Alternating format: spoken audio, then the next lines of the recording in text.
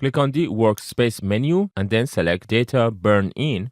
Check the data that you want to burn in. For example, custom text 1, and then enter your text in this text box. For example, copyright symbol at your handle. You can preview the text on your viewer. You can bring the background opacity all the way to 0 to remove the background. You can click on the font color and pick a different color to change it.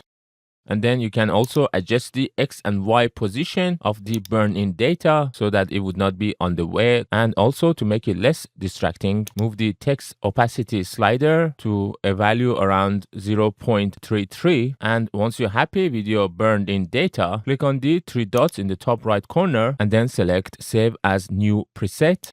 Give your preset a name and then click on OK. Now you can close the data burn-in panel. This text now would be throughout your timeline.